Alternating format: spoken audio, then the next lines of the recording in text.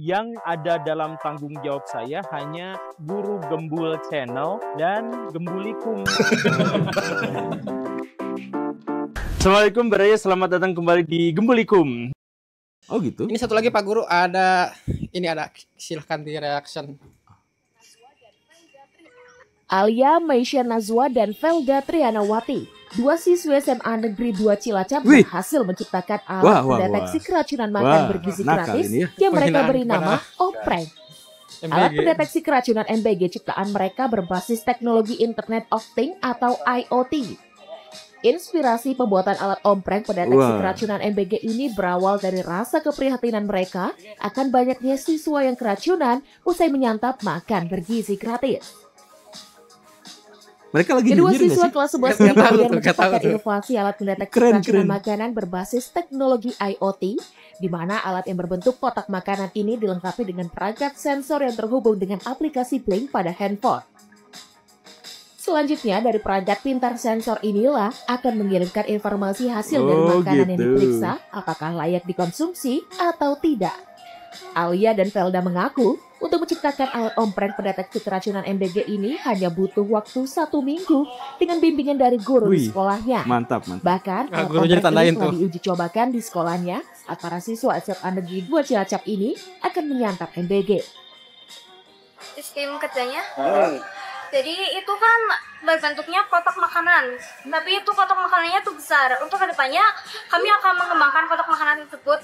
Nah, nanti ada sampel makanan dari makanan MBG, kita taruh ke dalam kotak makanan tersebut, lalu kita tutup. Nah, di atas tutup itu ada sensor.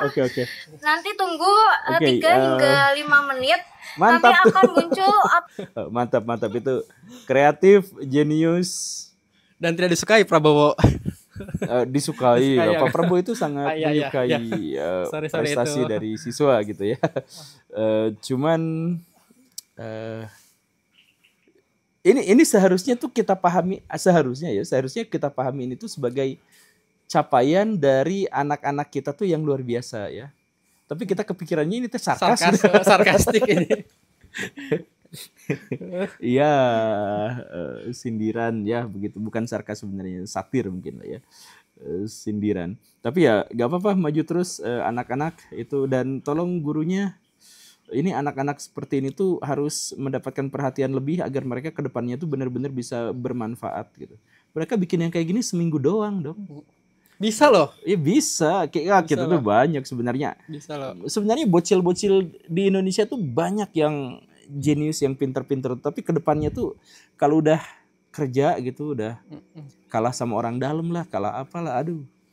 Tapi oke lah, salut, semoga viral ya, dan semoga ditonton sama Pak Presiden. Jadi Pak Presiden nanti langsung bikin tendernya aja, jadi untuk mendeteksi kan makan ya, pakai mesinnya itu lumayan itu untuk meningkatkan. Berarti kalau misalkan mesinnya laku, berarti banyak keracunan. Mesinnya iya. Jadi mesin itu kan tercipta, kan dia kan menciptakan solusi, berarti mesin itu tercipta dari banyaknya keracunan. Baguslah menciptakan solusi dia. Iya. Karena pemerintah kan gak ada solusinya tuh. Oke, kita lanjut aja Pak Guru ke bahasan pertama. Ini adalah sisa dari orang-orang yang mau bertanya di Sirarium. Tapi karena waktu jadi Baraya, kita tuh sebenarnya banyak ke aktivitas offline ya. Saya ingin bertanya tadi masalah Pancasilais ya. Jadi Pak Guru Gembul bilang lakukan apa yang baik-baik, lakukan yang semuanya, baru bilang ini Pancasilais gitu. Bukan debat panjang lebar ini Pancasila atau bukan gitu. Tapi lakukan yang baik-baik, lakukan yang terbaik, lalu bilang ini Pancasilais. Tapi kan masalahnya bagaimana kita tahu tindakan ini baik atau enggak gitu kan? Bayangkan kita misalnya dalam tanda kutip menjaga warga, akhirnya kita portal-portal tuh jalan tuh, kita bikin polisi tidur tadi Pak Guru Gembul bilang. Dengan kita nganggap itu baik gitu kan. Tapi bagaimana ketika orang lain nganggap itu nggak baik gitu kan? Jadi kita bangun. Oke, paham. Jadi gini Baraya, kemarin itu saya tuh bikin Sirarium, dan saya secara sengaja seperti biasa ya bikin sebuah pernyataan yang kontroversial untuk kemudian kita olah menjadi bahan diskusi yang sama-sama seru gitu, dan alhamdulillah memang seru gitu. Jadi ini adalah untuk memantik. Saya tuh bukan tukang doktrin gitu. Jadi saya tuh nggak pernah bikin sebuah statement ini pernyataan yang paling benar, yang lain salah semua gitu. Saya biasanya mengabaikan benar dan salahnya, tapi mengedepankan diskusinya. Karena soal benar dan salah itu ya sebenarnya bukan ranah kita gitu. Nah, salah satu yang akhirnya menjadi kontroversi itu adalah pernyataan saya bahwa kita tuh tidak bisa menjadi Pancasilais dengan sebuah landasan bahwa Pancasila tuh bukan ideologi benar dan salah gitu. Kan ideologi itu biasanya tuh benar dan salah gitu. Jadi feminis tuh ideologi, komunis tuh ideologi, fasis itu ideologi, dan di situ tuh ada benar dan salahnya, ada klaim benar dan salahnya. Nah, sedangkan Pancasila sejauh yang kita ketahui bersama itu tidak memiliki basis benar dan salah pada praktek dan teknisnya. Jadi misalkan kalau ada pemerintah kita yang pro terhadap Barat, itu Pancasilais atau bukan? Kalau ada pemerintah kita yang membuka selebar-lebarnya ruang investasi buat asing, itu sebenarnya Pancasilais atau bukan? Nah, pada ranah ini tuh Pancasila tuh menjadi membingungkan dan interpretatif. Kenapa seperti itu? Karena sejak awal Pancasila yang ada dalam pikiran saya, Pancasila yang ada dalam pikiran saya itu adalah bahwa bahwa Pancasila itu adalah gagasan yang mengakomodasi ide-ide dan pemikiran-pemikiran yang berkembang di era kemerdekaan. Jadi ada pemikiran demokrasi, ada pemikiran sosialisme, bahkan ada juga komunisme, kemudian ada pan-islamisme dan sebagainya. Nah, itu dirangkum oleh yang namanya Pancasila, sehingga Pancasila itu menjadi sangat longgar dalam hal interpretasi. Jadi bayangkan gagasan Pak Harto yang sangat berbeda dalam aplikasi dengan Pak Karno, itu tetap masih ngaku dua-duanya itu sangat Pancasilais. Pemikiran Pak SBY dengan pemikiran misalkan Pak Jokowi untuk menjalankan ekonomi Indonesia, keduanya tuh ngaku Pancasilais walaupun sebenarnya sangat-sangat berbeda gitu. Nah, jadi saya tuh kemudian mengajak kepada teman-teman, daripada kita berdebat tentang Pancasila, lebih baik kita tuh melakukan hal yang seperti dilakukan oleh pemimpin-pemimpin kita. Kita coba lakukan sesuatu yang baik, kemudian kita cari pembenarnya dari Pancasila gitu. Itu kayak utilitarian banget gitu, maksudnya. Tapi memang itulah faktanya gitu. Jadi sekarang tuh apapun yang kita lakukan dan itu bertujuan baik, kita tuh bisa melabeli itu sebagai Pancasilais gitu. Dan konteks yang Pak Guru sampaikan tentang Pancasilais itu kayaknya sama juga yang Pak Guru menilai Islam itu seperti apa? Iya. Ya, saya juga menilai Islam seperti yang sekarang terjadi itu ya begitu gitu. Jadi orang-orang itu melabeli tindakannya itu sebagai Islam lalu dianggap itu adalah benar gitu.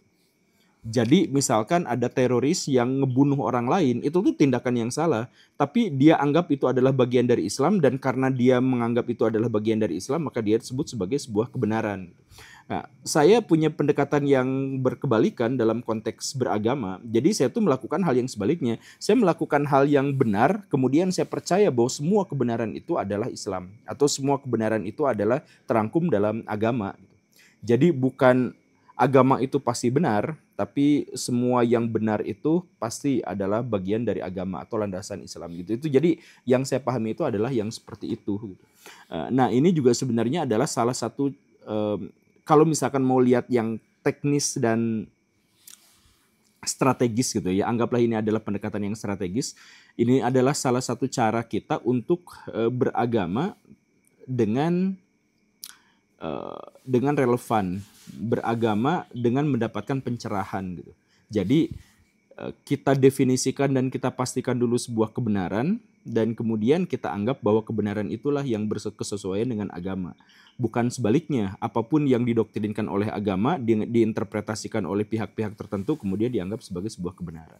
Gitu. Nah, dalam hal Pancasila juga saya tuh berpikirnya dengan cara yang seperti itu. Sekali lagi, ini tuh bahan diskusi. Jadi sebenarnya bukan untuk membenarkan bahwa memang yang benarnya itu seperti itu, ya tentu saja tidak. Cuman saya melihat tuh dalam tataran realitas, pemimpin-pemimpin kita yang besar-besar itu, yang menjadi elit-elit politik dan sebagainya, itu tuh mereka tuh bertindak dulu, melakukan interpretasi dulu, melakukan elaborasi dulu terhadap gagasan-gagasan, dan setelah itu mereka anggap itu adalah Pancasila gitu. Mereka cari dalil-dalilnya bahwa ini tuh sesuai dengan Pancasila.